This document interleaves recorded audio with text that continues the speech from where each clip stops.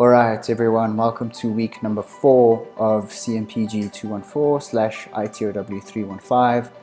I know this video is late, I apologize for that, but hopefully we can run through everything now before the class test this coming Friday.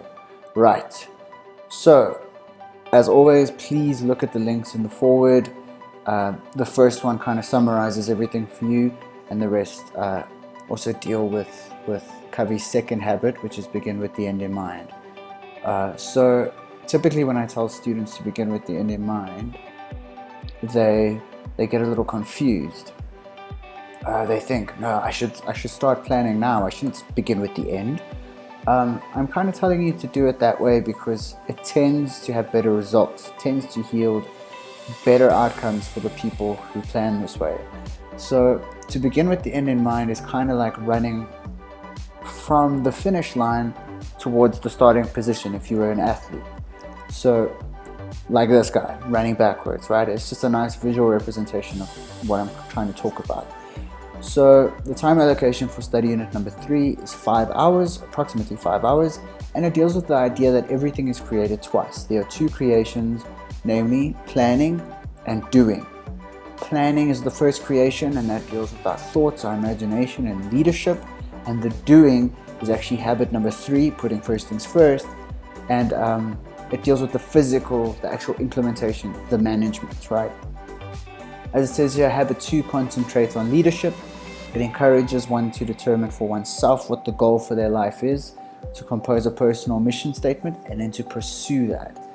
The pages we are covering are pages 95 to 144 in Covey's book, The 7 Habits of Highly Effective People, and the learning outcomes are as follows.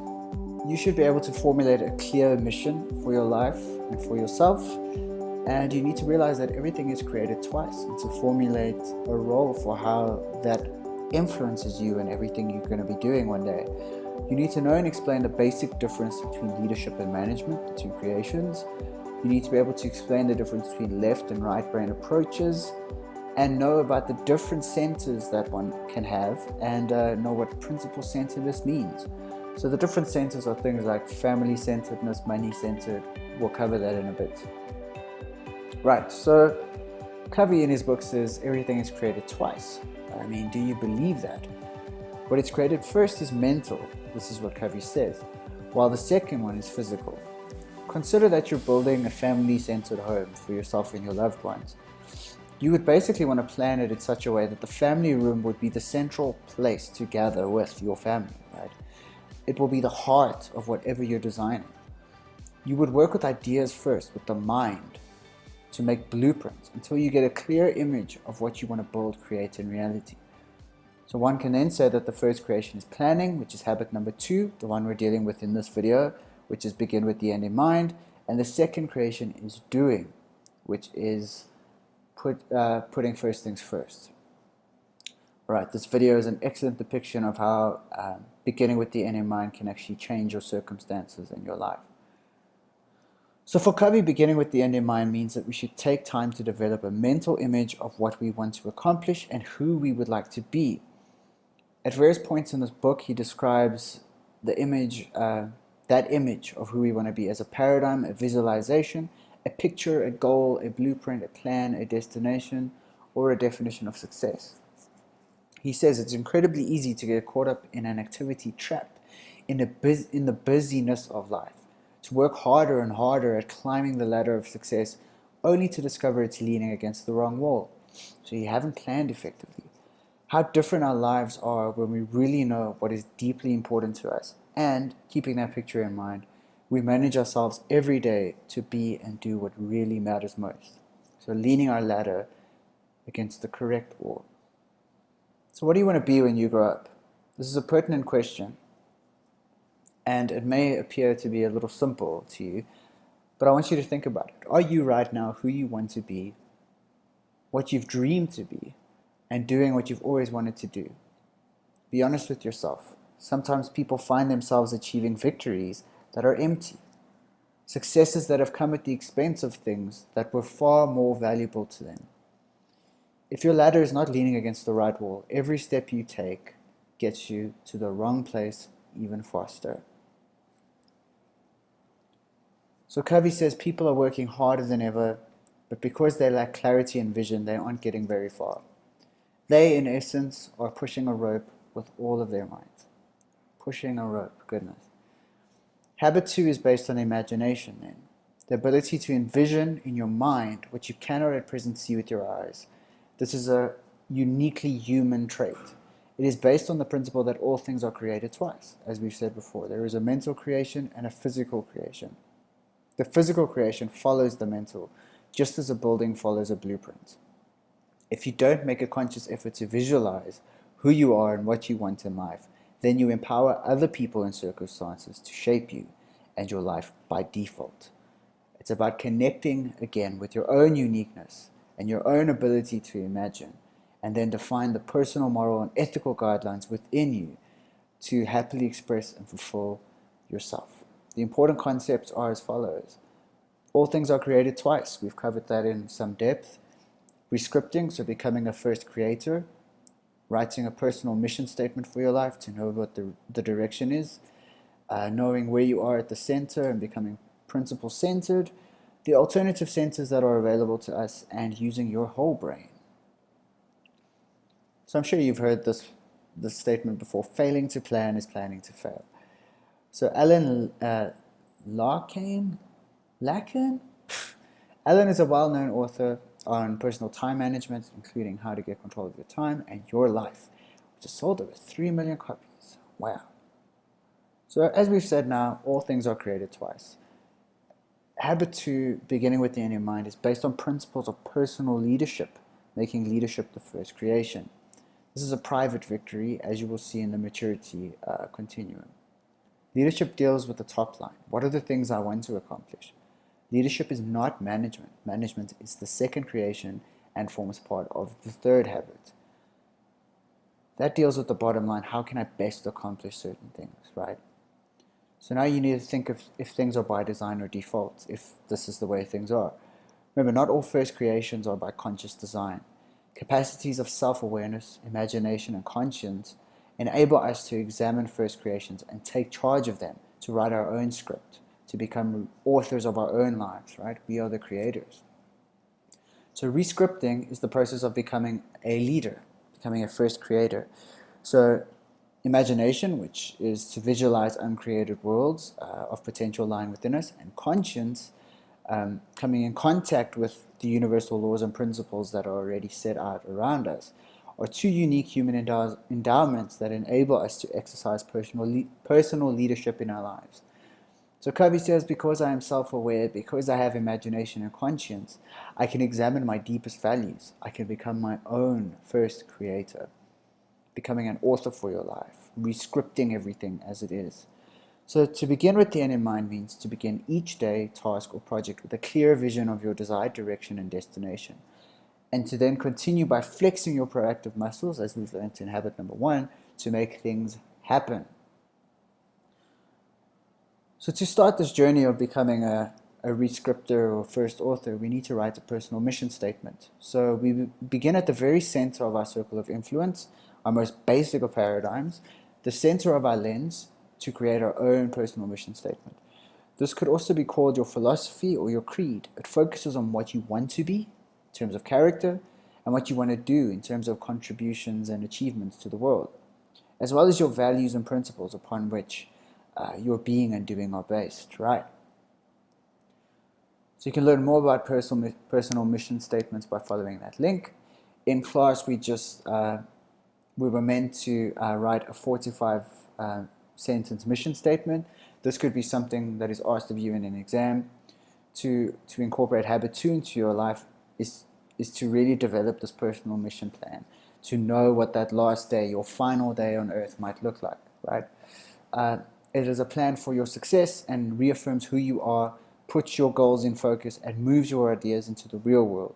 Your mission statement makes you the leader of your own life, right? And that's why leadership is involved in the first creation. You create your own destiny and secure the future you envision. This personal mission statement must focus on what you want to be in terms of your character and what you want to do in reference to your contributions and achievements. This is a creed and philosophy. So now, principle-centeredness are, we've looked at principles briefly in previous study units, and you can see that principles are the axioms and unbreakable truths. So, for example, between 2 points there can only be one line. These are laws of nature, right? These are set out before we can have the chance to even, attach any value to them. So values are the ways we perceive things, how we see them, the ways in which we perceive what is around us. And this video can explain your circle of influence very, very clearly, and how at the center of our circle of influence is where we draw our security, guidance, wisdom, and power from. So this is a good example from Quora of where James Laframboy answered a question about how these core principles could be expressed, in the modern time. And he says, without the security to stretch beyond our comfort zone, guidance and wisdom can't do much. So where we're pulling guidance and wisdom from our center, from the center of our circle of influence, without the power to continually move forward and act, guidance and wisdom may not be of much practical use in our lives, right? This is more a philosophical stance of what we're talking about. So he goes on to break down what security, guidance, wisdom, and power are. Security is about your own self-confidence and your own self-worth. Guidance is about your morals and literally guides you and your decision-making. Wisdom is the ability to accurately see the world without delusions or coloration, without any filters. Power is all about motivation, having the strength, determination, and stamina to act when required and to do so in an effective and efficient way, right? We essentially need to strive for a principle-centered life, right? With balance in all of these areas as a source of our just fulfillment and our joy in life. And it is evident that we can have alternative centers. So you could, for instance, be a familial-centered person. So you would do anything for your brothers and sisters, your parents, your guardians, your grandparents.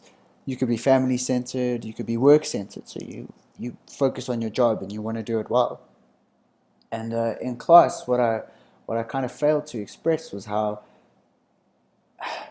you need a balance. As long as you're not going overboard with being, self-centered, you can still maintain a good balance if you kind of had fingers in every little section, because we derive our self-worth and identity from our center. And importantly, our centers can change depending on outside factors and influences. So, for instance, if a family member becomes ill, naturally we tend to move towards a family-centeredness, unless we have, history and, differing values and things with that said person. But you know what I mean.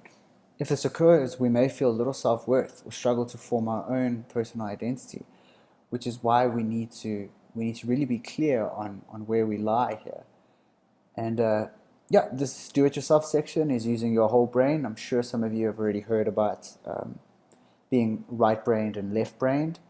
But to begin it with the end in mind, it seems like a tough way of living your life, right? This is a lot to unpack.